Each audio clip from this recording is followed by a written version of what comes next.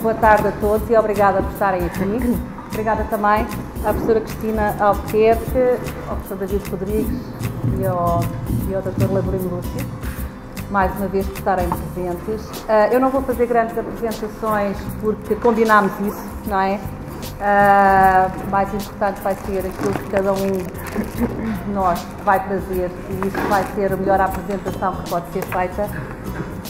E em relação a este workshop de hoje, eu comentei com a Margarida, que está aqui alguns presentes, e disse: é a primeira vez que eu convidei, os convidados eu não os conheço previamente, portanto para mim também é um sair da caixa nesse aspecto.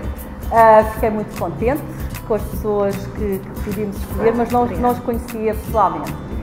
E depois da associação e porque há muito pouco tempo foram os 40 anos do 25 de Abril, e depois lembrei-me de uma música que eu acho que era do Sérgio, que era Não há liberdade a sério, sem haver a paz, o pão, saúde, educação, depois outras coisas. E eu lembrei-me desta música, desta canção.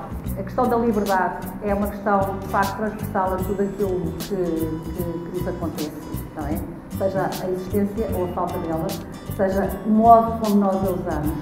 E penso que estes workshops pretendem exatamente ser algo que tem a ver com um modo de usar a liberdade, de uma forma que nos parece e que pensamos e desejamos que seja construtiva.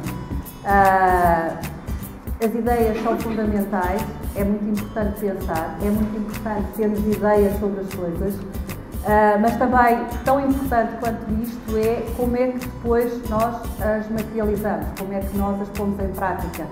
E de facto ali muitas vezes surgem muitas dificuldades.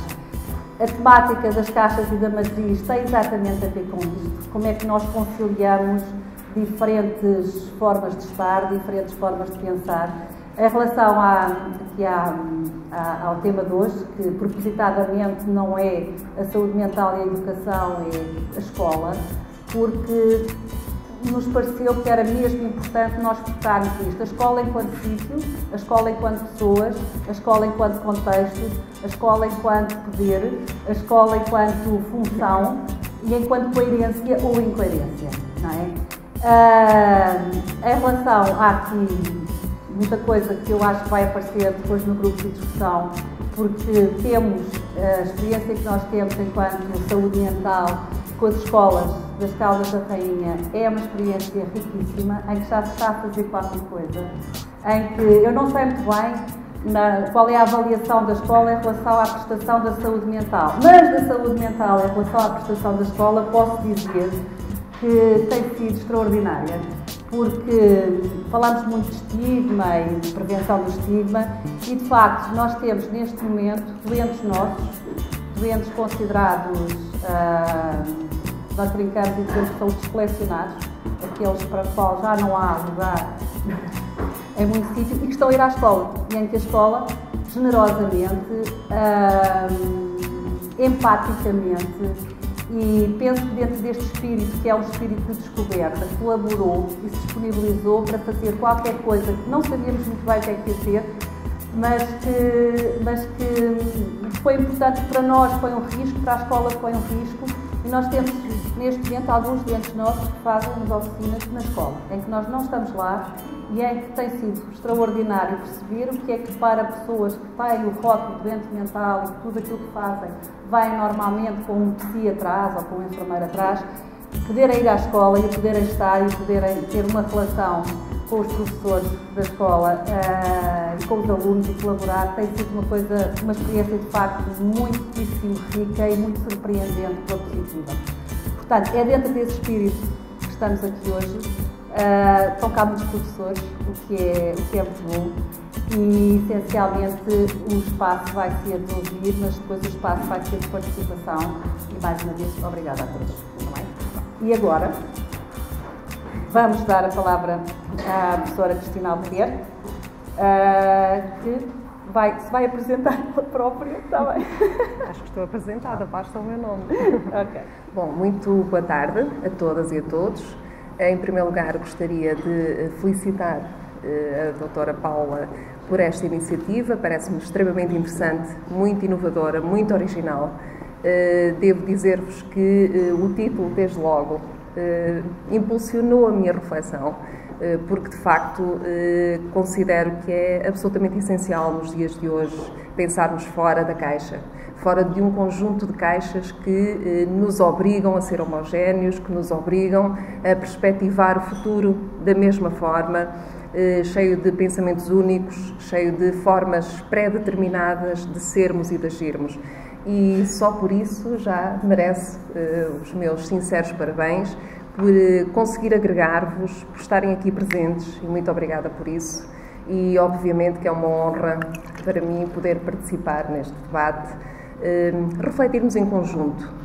Eu gostaria que isso ficasse sublinhado desde já, que será uma partilha de algumas ideias, aquilo que é importante, e penso que é esse o espírito, não é? Se não estaríamos mais uma vez dentro da caixa.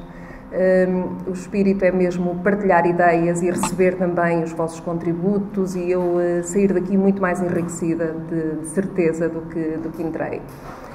Muito obrigada então pelo convite, é um prazer estar aqui. Muito obrigada ao Dr. Albuquerque Lúcio por ter tido a generosidade de se lembrar de mim, uma generosidade que só um olhar amigo é que permite ter. Devo dizer-vos também que não é meu objetivo abordar as questões do estigma, da saúde mental.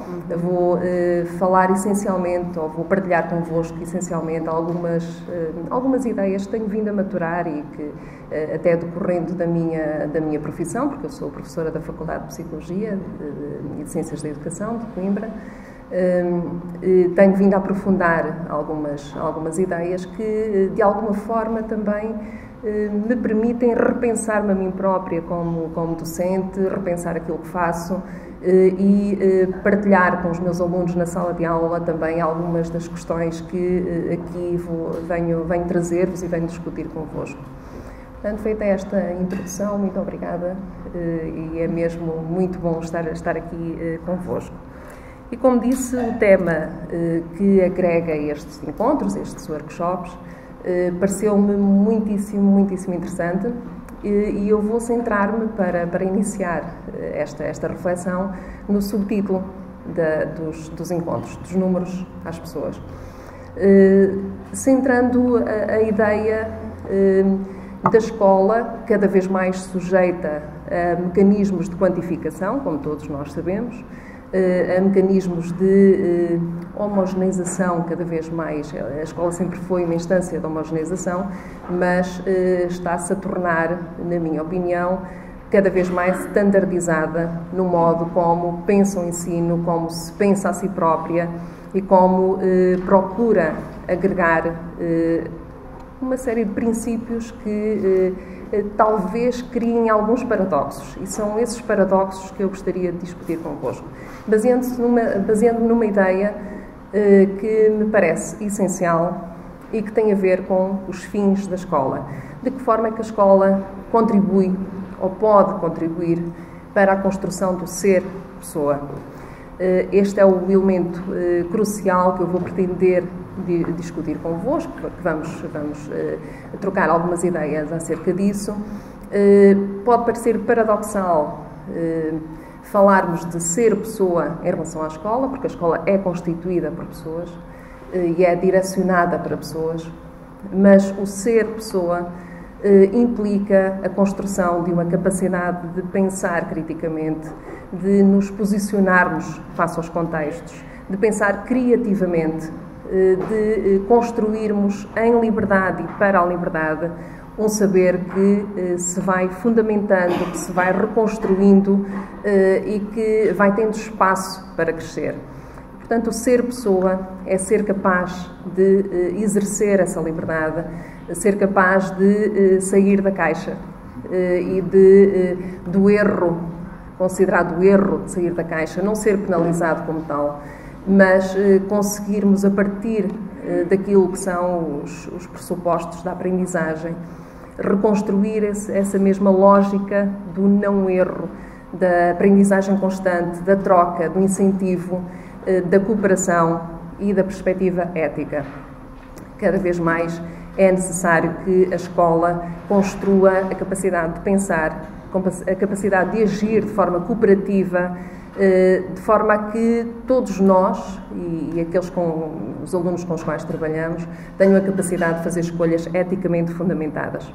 Portanto, é esta a base da discussão que eu pretendo partilhar convosco, no fundo, de que forma é que a escola permite construir o ser sujeito pela afirmação de si, mas pela afirmação de si com o outro, não pela afirmação de si apenas numa perspectiva individualista e centrada sobre si próprio, mas a construção da autonomia como a construção de caminhos de liberdade de si para o outro.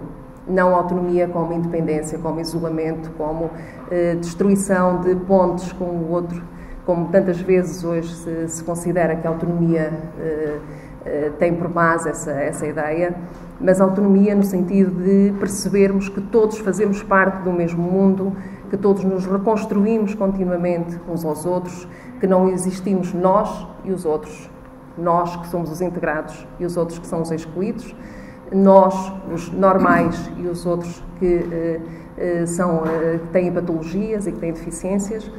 Todos nós fazemos parte do mesmo todo.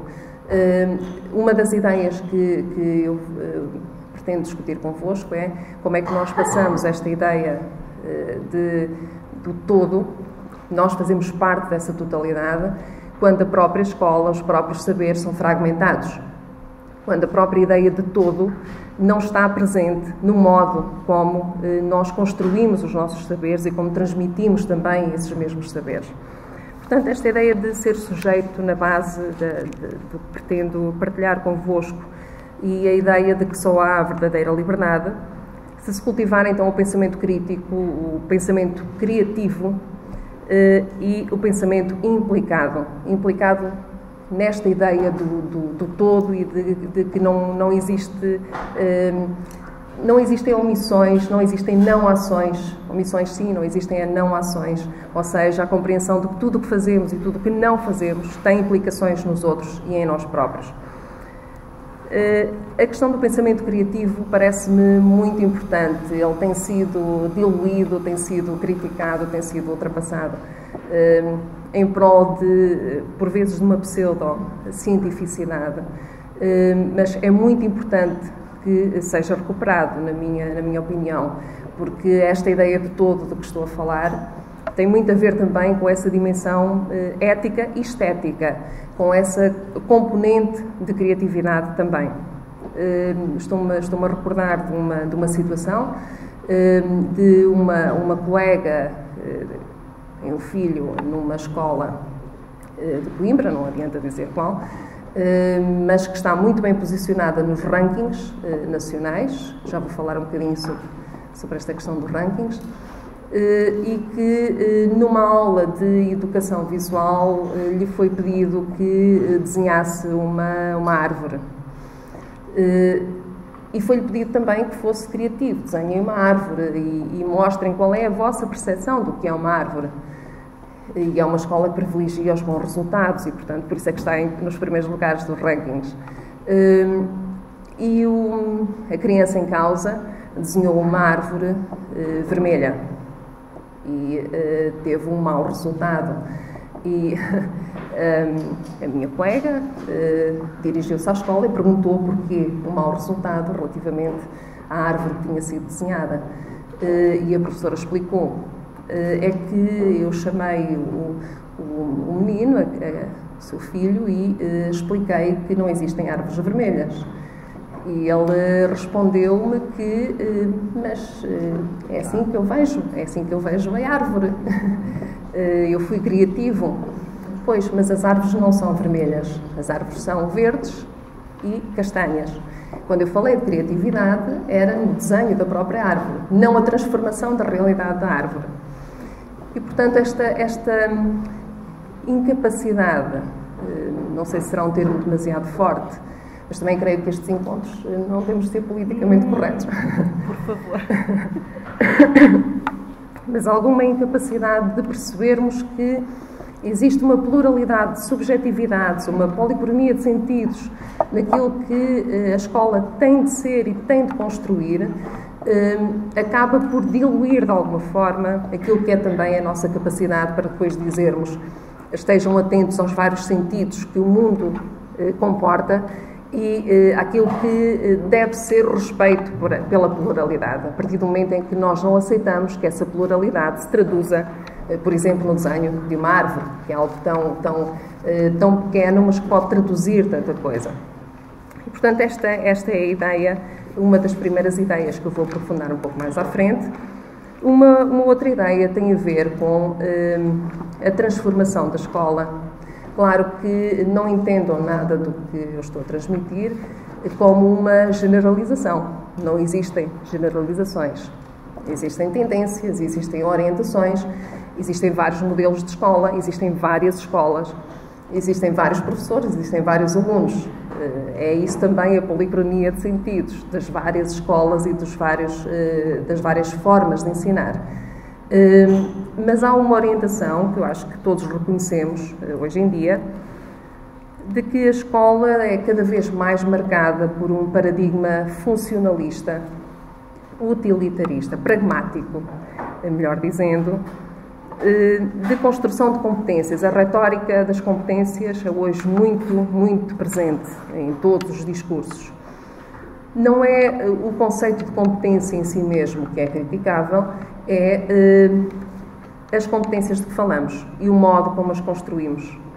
São competências, sobretudo, para agir no mundo económico, para conseguir um emprego, para transformar aquilo que se sabe em algo de operacionalizável, em algo que se pode utilizar no curto prazo, que pode ser mensurado e que pode ser avaliado por outros.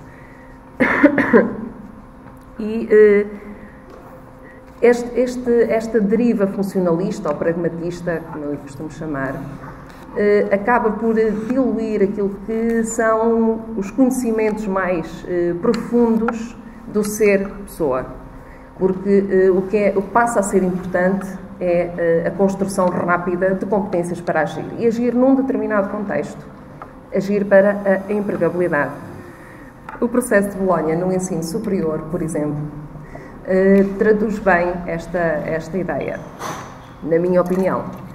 Porque aquilo que se está a tentar fazer, e já começam a existir diversas críticas, aliás, a Universidade de Bolonha está já dissociada do próprio processo e começa a haver já um movimento anti-processo de Bolonha, que me parece um ótimo indício, mas a ideia é construir competências, construir formas de intervir no mundo económico com rapidez. É importante que as pessoas se formem o mais rapidamente possível. Não interessa muito aprofundar determinados conhecimentos, interessa sim de que forma é que esses conhecimentos são úteis e podem ser aplicados no mercado.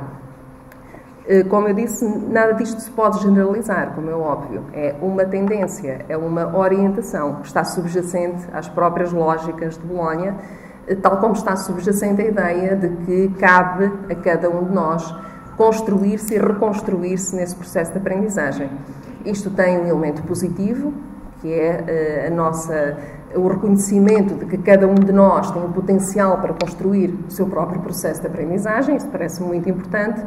O que pode não ser tão interessante assim é esquecermos que para a construção desse caminho, para a construção dessas competências e dessa aprendizagem, tem de existir uma base, desde logo relativamente aos contextos que as pessoas partem, e nem todos estão capacitados, também já vou falar um pouco sobre isso, sobre as questões do mérito, nem todos partem da mesma base e, portanto, nem todos estão capacitados para desenvolver a corrida de barreiras de que Bourdieu fala da mesma forma. Não têm todos os mesmos sapatos, como diz este autor. Há alguns que partem descalços e há outros que partem com bons sapatos, e os que partem com bons sapatos têm mais probabilidade de desenvolver a corrida com maior eficiência, com maior eficácia. Mas o que é facto é que, ao dizermos que cada estudante vai construir o seu percurso de aprendizagem, aquilo que estamos a acentuar é que, se ele não conseguir fazê-lo, a responsabilidade é sua. E isto é uma orientação não apenas da escola, mas no próprio mundo económico neste momento. A ideia de que, e as políticas de ativação que devem conhecer, baseiam-se muito nisto, de que cada pessoa deve construir a sua possibilidade de integração. E ao afirmarmos isto sem pensarmos nos contextos, sem pensarmos nas bases para que isto seja possível, estamos a criar mecanismos, na minha opinião, de maior julgamento coletivo, ou de possibilidade de julgamento coletivo, relativamente a todos aqueles que não conseguem depois cumprir essa corrida de barreiras da melhor forma. Portanto, o processo de Bolonha é um dos exemplos de uma orientação mais pragmatista do ensino. Depois, o endeusamento dos rankings, que eu sou muito crítica, isto porque não se tem em consideração, temos em consideração apenas os resultados. Resultados que se vão acentuando, porque obviamente as escolas que ficam em primeiro lugar nos rankings têm maiores condições para atrair depois bons alunos, mas os rankings esquecem algo de muito fundamental, que é, para atingir esses resultados, há condições de partida que estão garantidas nos casos e não estão garantidas nos outros. Não é a mesma coisa os sapatos, exatamente, que para Bourdieu é o capital social e cultural. Não é a mesma coisa estar em Coimbra e estudar numa escola muito creditada, em que as crianças podem frequentar explicações, têm acesso a um conjunto de bibliotecas muito bem dotadas, têm acesso a recursos que são de facto muito presentes e que estão facilmente disponibilizados, ou uma escola em Bragança, numa aldeiazinha recôndita, que ainda tem um mapa que tem a divisão do Estado Novo, por exemplo.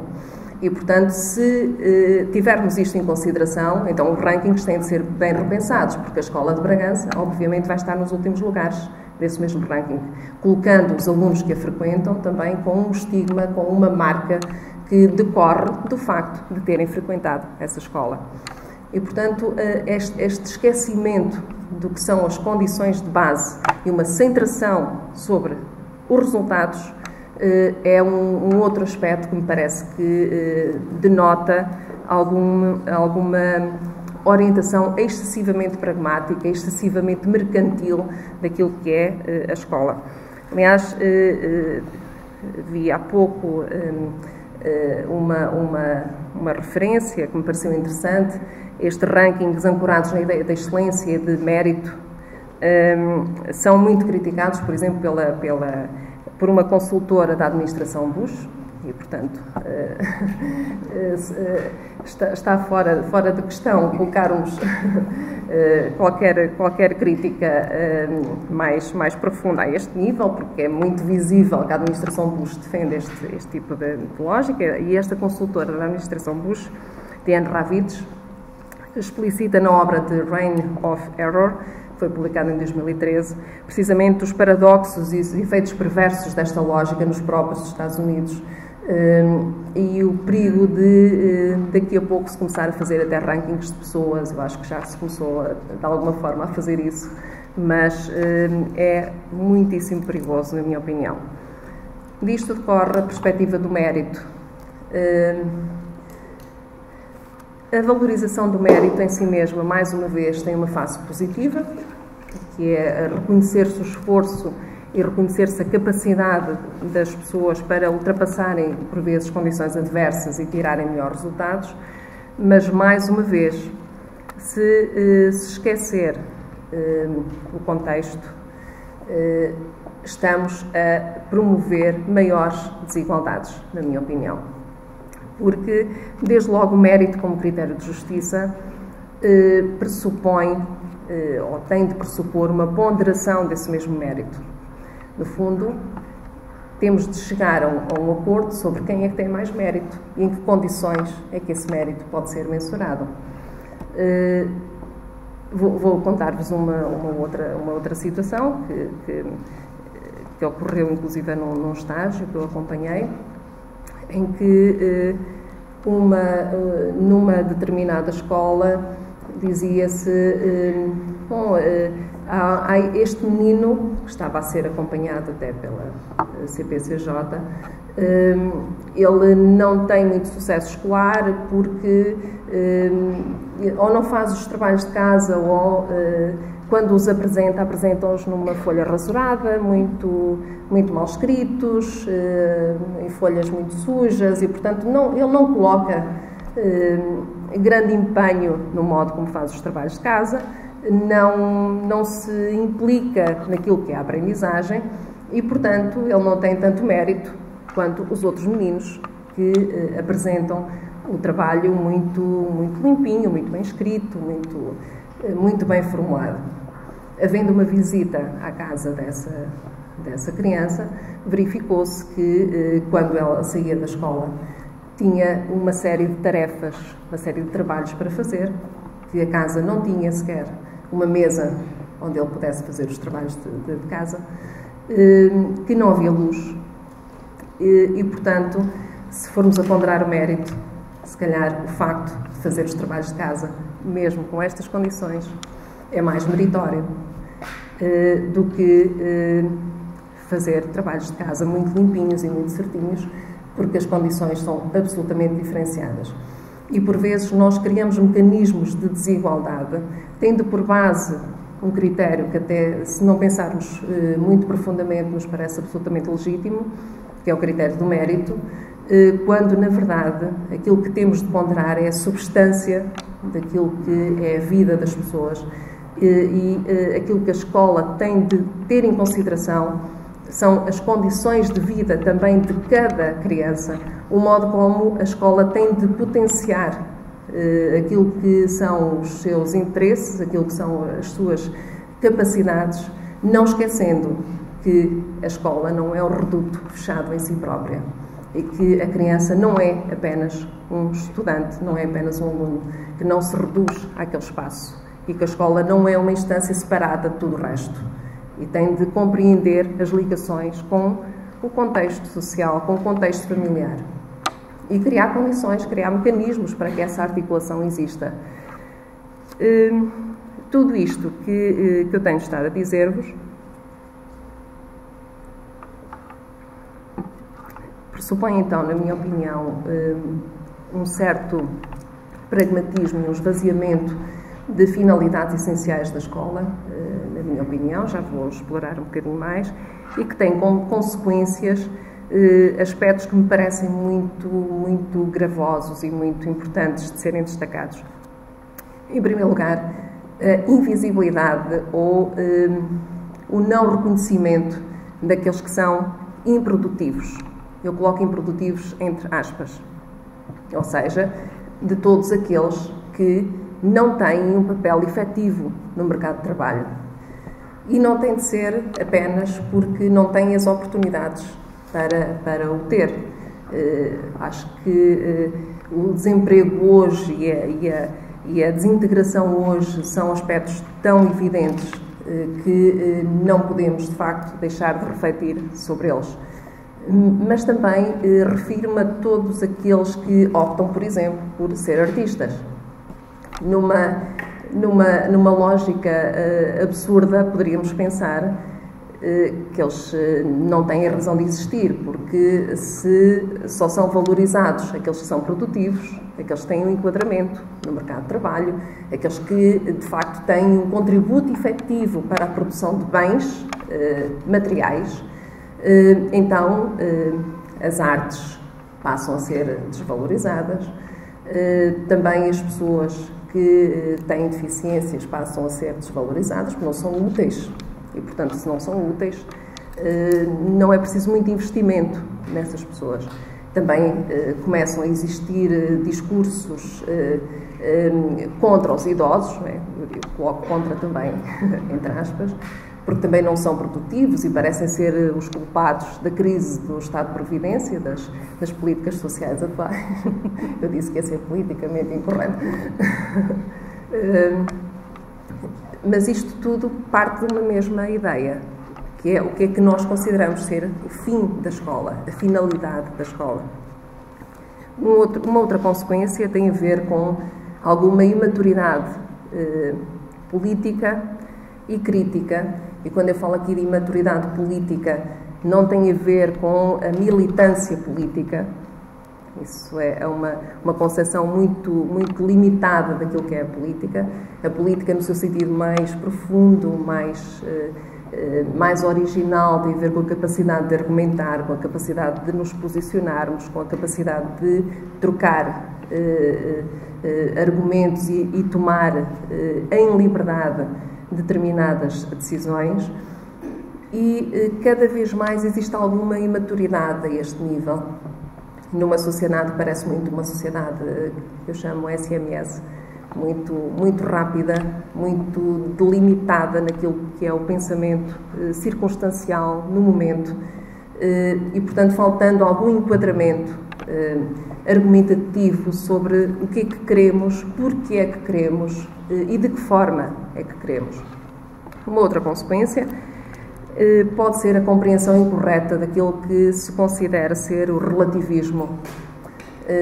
O relativismo significa que algo é relativo a um determinado contexto e deve ser compreendido nesse contexto. Ora, não significa, como muitas vezes hoje se pensa, que tudo é permitido. Tudo é relativo, logo tudo é possível, logo tudo é permitido. E tudo é permitido sem reflexão crítica que nos permita perceber que nem tudo é permitido e que existem razões muito fortes para que não o seja. E essas razões muito fortes têm a ver, desde logo, com o respeito pelos outros seres humanos e pela dignidade que tem de existir a esse nível. A competitividade como um fim em si mesmo é uma outra consequência. Uma competitividade que se confunde cada vez mais com o sucesso. Aqueles que são mais competitivos são aqueles que têm mais sucesso, e com capacidade afirmativa. É preciso chegar a determinados resultados. E para chegar a determinados resultados, se os meios não forem pensados, então todos os meios passam a ser válidos para atingir esse mesmo fim. E isso passa a ser um elemento preocupante daquilo que as sociedades atuais podem comportar ou podem ter. Há um conceito interessante que é desenvolvido por Ritzer numa obra de 1996, que é o conceito de McDonaldização, do McDonald's. Ele aplica este conceito aos locais de trabalho, referindo-se à excessiva racionalização dos locais de trabalho, e alguns autores começam a aplicar este conceito também ao domínio da escola,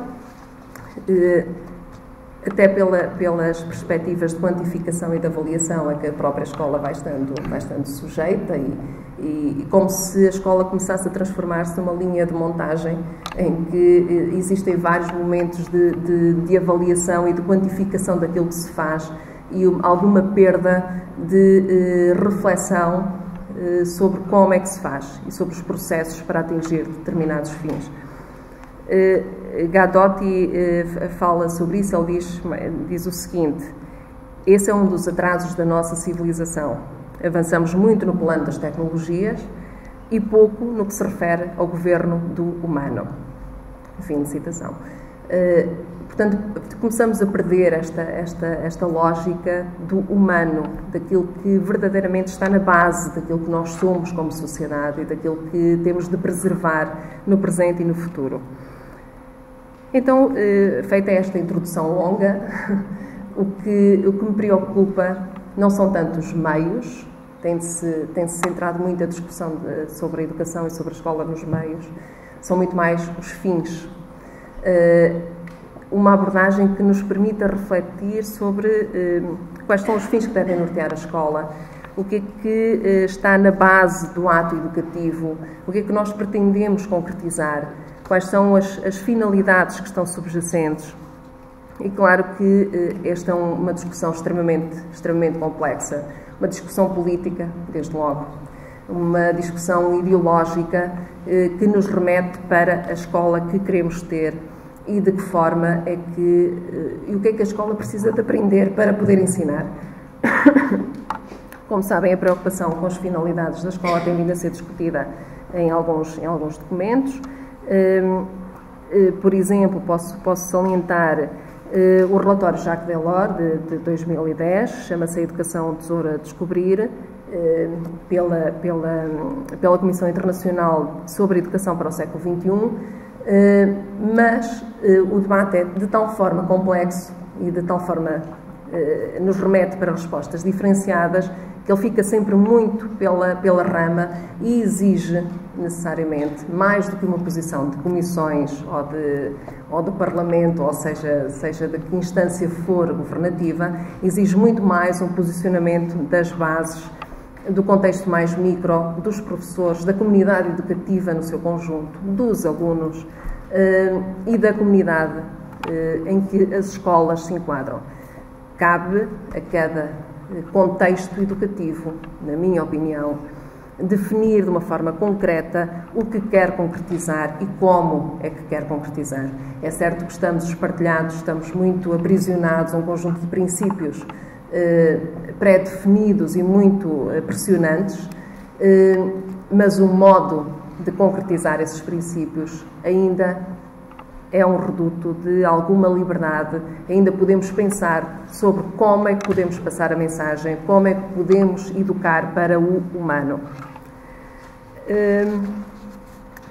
Esta ideia que acabei de dizer enfatiza desde logo a perspectiva de que a educação e a escola não se constituem como esferas separadas das outras esferas, a esfera social, a esfera política, a esfera económica, mas que está, a esfera familiar, claro, mas que está ou deve estar em íntima relação com todas essas esferas.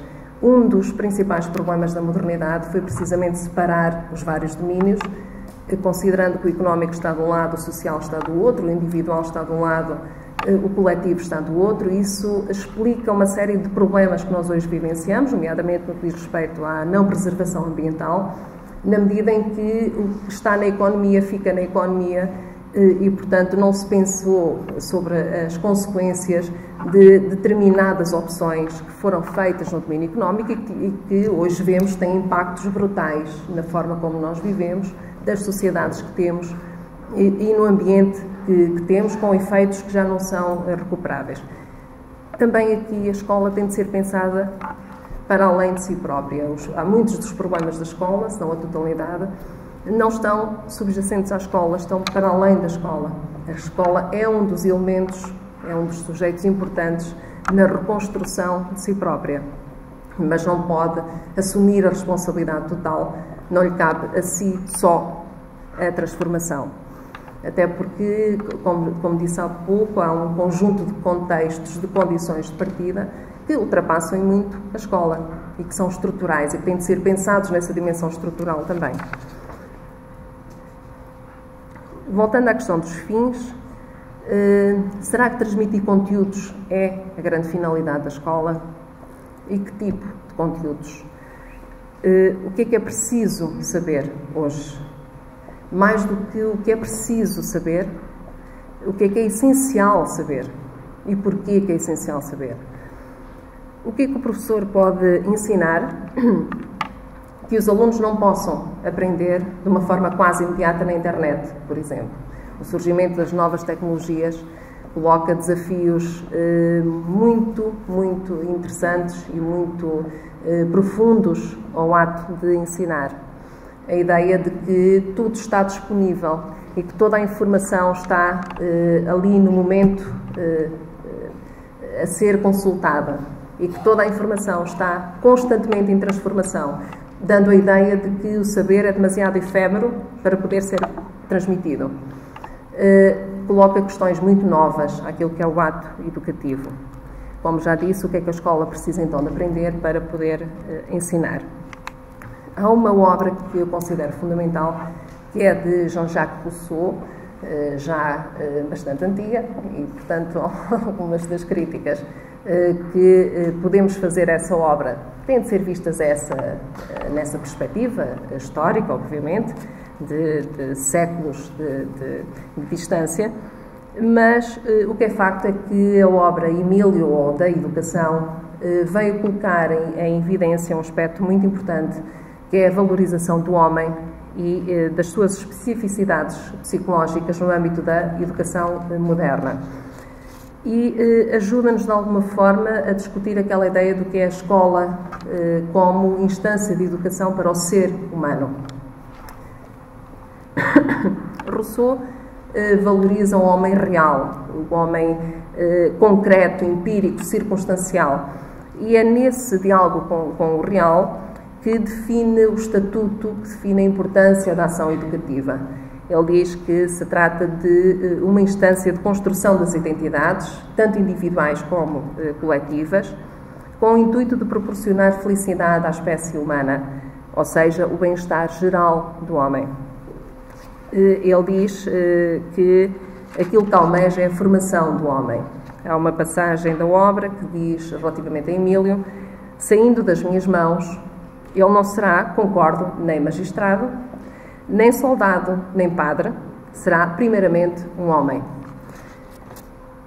Aquilo que ele chama de homem total, um homem eticamente fundamentado, que faz as suas escolhas, que não se esconde, como ele diz, nas aparências e no disfarce, que sabe posicionar-se e que consegue posicionar-se.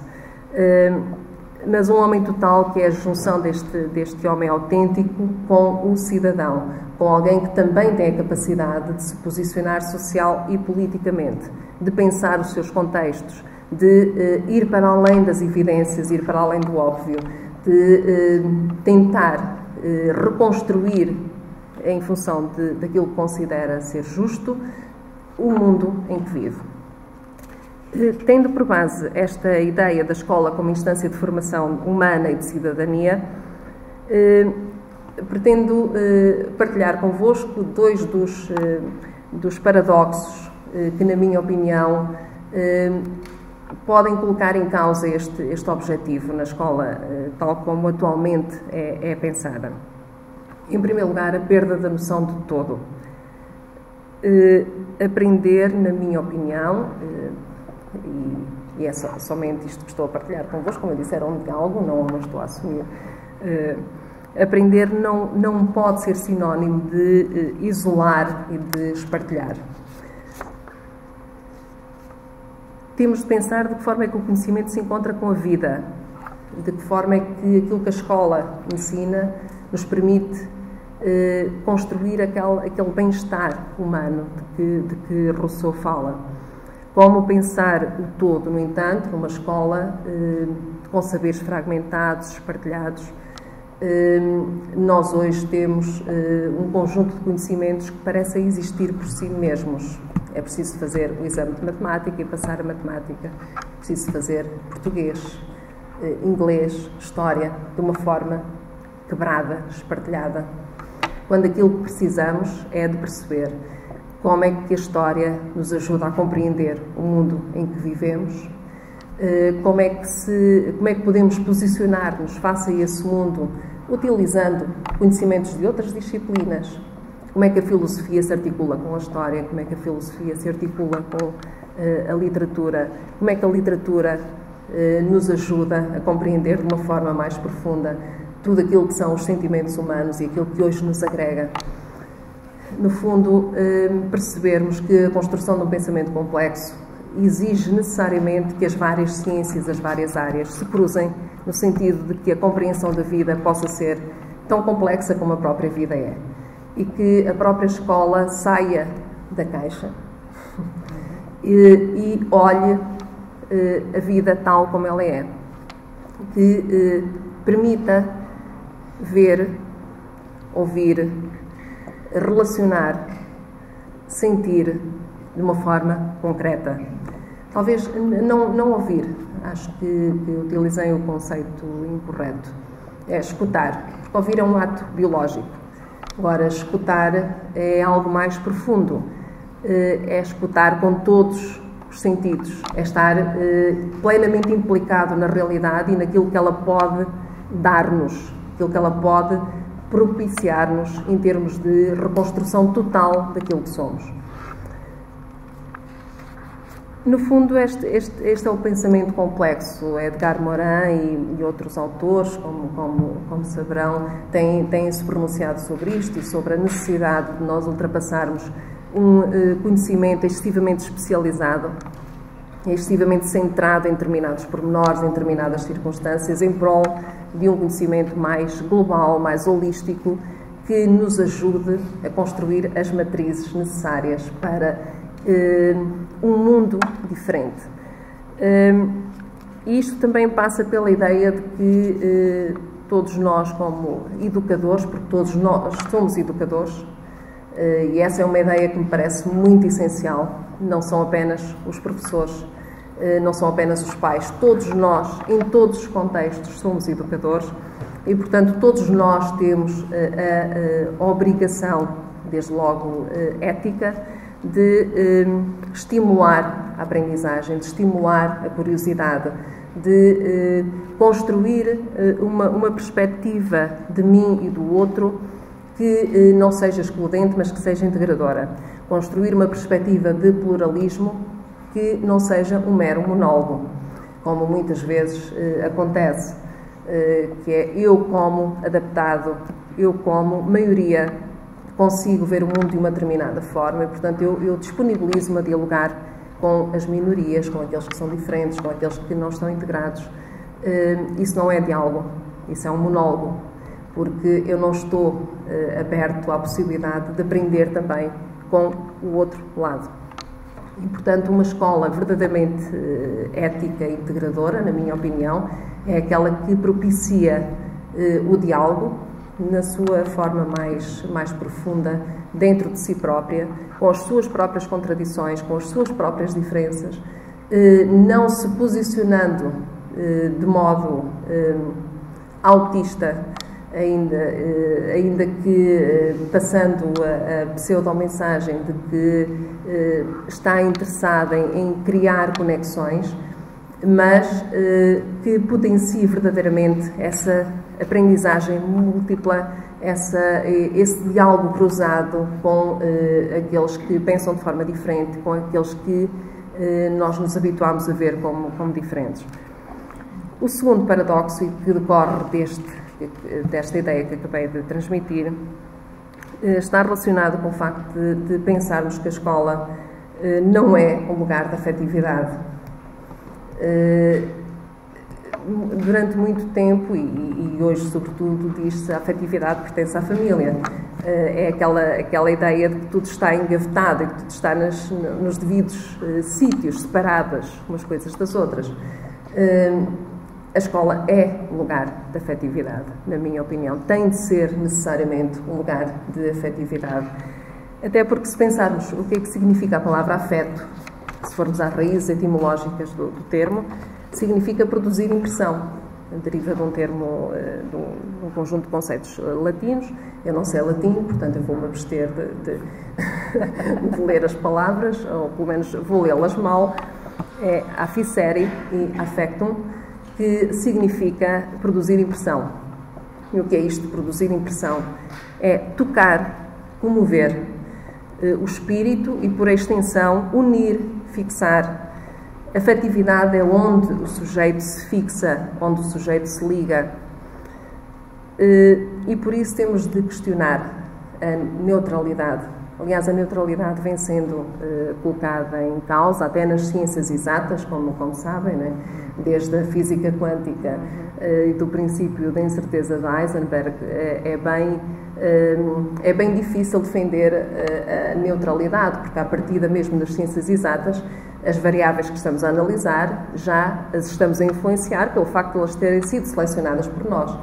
E, portanto, podemos construir possibilidades de sermos objetivos, mas para sermos objetivos temos de admitir que não somos neutros. E ainda bem que não somos neutros. Ainda bem que temos a possibilidade de assumir o que pensamos e aquilo que pretendemos defender. Eu considero que, e há vários estudos que comprovam isso, ninguém aprende verdadeiramente aquilo porque não é tocado, aquilo que não tem afeto, aquilo que não faz sentido para si. E, por isso, só se aprende, na minha opinião, no sentido mais profundo do termo, aquilo que verdadeiramente nos implica afetivamente. Até se pode decorar uma série de conteúdos, mas a verdadeira aprendizagem implica essa conexão com a vida, no seu sentido mais profundo.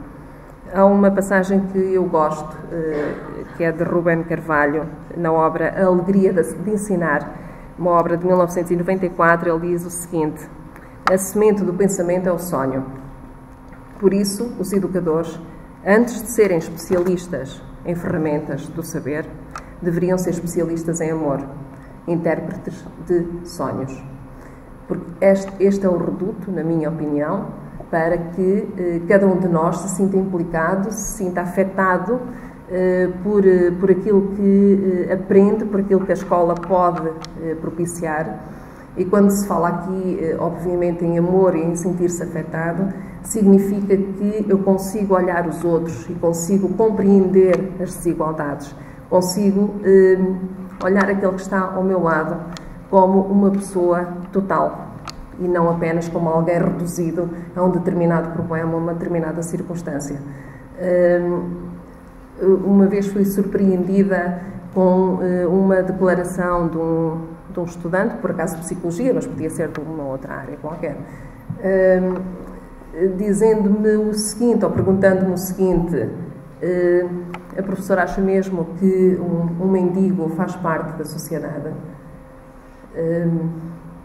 Eu não entendi imediatamente se ele me estava a testar e se estava a colocar-me assim alguma ratoeira analítica, mas fui tentando explorar essa pergunta e percebi que ele estava mesmo a falar a sério. Eu perguntei-lhe, mas porquê? O facto de me estar a perguntar isso pressupõe que considera que alguém que exerce a mendicidade não é um membro social. Claro que não é um membro social, foi a resposta. Mas porquê? Porque não serve para nada. Porque é um resíduo. Porque aquilo que está a produzir apenas é...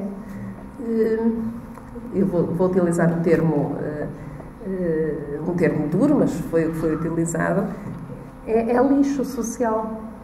É uma pessoa que não conta, que não interessa. Que está apenas a perturbar a paz daqueles que querem fazer alguma coisa. Isto tem a ver com os paradoxos, na minha opinião, que eu acabei de referenciar, que é a perda da noção de todo, a incapacidade de compreendermos que, em primeiro lugar, o mendigo é um ser humano, não é lixo social, que a situação que está a viver não o traduz como pessoa, é apenas o produto de uma história, de um percurso, que tem de ser entendida, que tem de ser identificada, que tem de ser compreendida, e isso só acontece se existir a preocupação de enquadrar aquela pessoa num determinado contexto e perceber que as desigualdades são estruturais e que são construídas e que o facto de alguém não estar integrado não nos dá o direito de a olhar como se ela não existisse ou de a classificar desta forma que acabei de vos dizer. E, portanto, isto tem a ver com, na minha opinião, com com um ensino excessivamente espartilhado, com um ensino que não coloca a afetividade como o elemento crucial daquilo que produz e daquilo que pretende transmitir. Voltando a Rousseau, ele fala de compaixão. Compaixão é um sentimento básico a ser cultivado no e pelo aluno, na medida em que conhece o mundo com as desigualdades que os próprios homens criam. Ora, compaixão, no sentido etimológico, nós por vezes tendemos a confundir compaixão com paternalismo e com caridade, mas no sentido etimológico, compaixão significa, ou no sentido ontológico, desculpem, significa respeito profundo por si mesmo e pelo outro, no relacionamento diário com aqueles que nos são semelhantes e com as coisas. E, portanto, relaciona-se intimamente com o sentido de solidariedade, solidariedade no sentido de conexão com os outros, não no sentido de caridade, nós hoje tendemos também a confundir as duas coisas, mas no sentido de conexão de elos com os outros. Tudo isto que tenho estado a dizer-vos parece-me que remete para um conceito de educação como um ato social que não deve ser negligenciado por ninguém, como já disse, parece-me que todos nós somos, todos os dias e em cada situação, educadores, e que educamos pelo exemplo e pela forma como nos posicionamos. E esse simbolismo da escola está na própria vida, na minha opinião. Ora, uma escola que se transforma em puramente instrumental, como já disse, acaba por diluir estas componentes, porque se limita a transmitir um conjunto de conhecimentos standardizados, desligados da vida real, e que existem porque o foco de triagem é no sentido do pragmatismo. Ora, na minha opinião, não se aprende a ler apenas para encontrar um emprego, mas para poder construir pela leitura, pelo acesso a referências culturais, uma estrutura de pensamento crítico e elucidado. Não se aprende história apenas para ser eficaz num dado posto de trabalho, mas para compreender a nossa posição no mundo, o que somos, pelo que já fomos e o que podemos vir a ser. Não se estuda arte ou filosofia para ter uma produção mais eficiente, mas como elemento essencial do pensamento livre, do respeito social e da estima de si. Não sei quanto tempo é que eu tenho. Já ultrapassou, mas não já ultrapassou. Eu pensava que só demorava meia hora. Exato. Então, eu estava divertidíssima a ver a sua meia hora, mas como é tudo relativo. Pronto, então vou passar. Ainda só gastou 20 minutos relativo. Vou passar à última parte. Considerando tudo isto. Não, mas isso foi considerando bom, tudo isto, o paradigma de escola que eu defendo considera que o porteiro da escola, todos os funcionários, são educadores em si mesmos, que a escola tem necessariamente de ser um espaço democrático e de convívio ético, um espaço deliberativo, um espaço democrático, de construção democrática. A maioria das vezes, como alguém disse, a escola não comunica, faz comunicados. Como disse Paulo Freire, é uma escola palavrosa, não é? Utiliza muitas palavras e depois a substância acaba por se perder em todas essas palavras. É uma escola que contextualiza, que pensa nos contextos, que promove a consciência de si e do mundo, que gera um sentido de autonomia que não é sinónimo de isolamento, individualismo ou concorrência, mas um ser livre com e para o outro, que gera um sentido de tolerância que não é sinónimo de indiferença e de desconexão, que discute e pratica um sentido de pluralismo que não é mero monólogo entre adaptados e adaptáveis. Uma escola que envolve não somente o lugar em vários mundos, como diz Derrouet, mas um lugar de vários mundos, uma policronia de sentidos, a universalidade dos princípios em conjunto com a avaliação das circunstâncias e da vida. Uma escola que promove o pensamento crítico, que não se ilui em posicionamentos manicaístas de bem e de mal, de uma forma extrema, mas que desenvolve os argumentos que nos permitem posicionar, adaptando o pensamento de Gandhi à escola, uma escola que é a mudança que quer ver no mundo. Obrigada pela vossa paciência. Obrigada.